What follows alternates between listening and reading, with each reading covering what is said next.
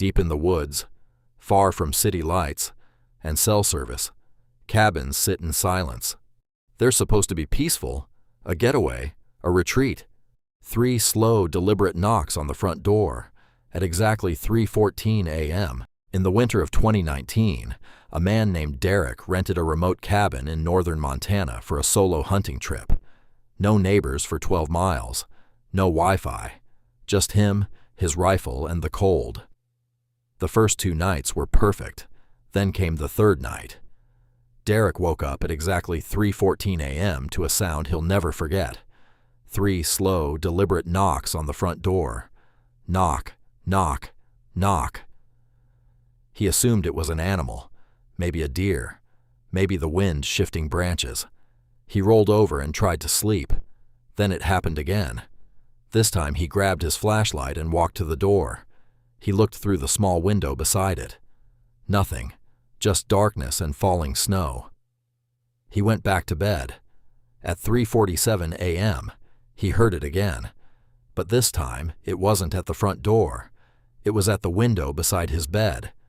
Derek said he lay completely still, heart hammering, too afraid to look. The knocking continued, slow, patient, for nearly 4 minutes straight. And then it stopped. In the morning, he checked the snow around the cabin for tracks. There were footprints leading up to the window, but none leading away. "Rachel, who is standing behind you?"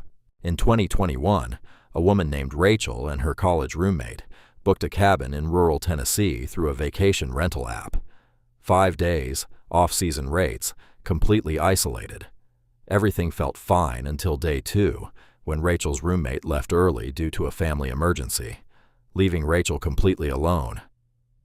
That evening, Rachel heard footsteps upstairs. She was the only one there. She called out. No answer.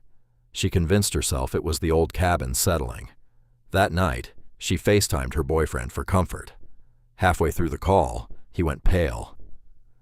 "Rachel, who is standing behind you?" She spun around. Nobody was there, but her boyfriend was adamant. For just a second, he had seen the outline of a figure standing in the hallway behind her.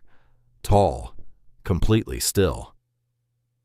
Rachel grabbed her keys and drove 2 hours to the nearest town that night. She didn't stop once.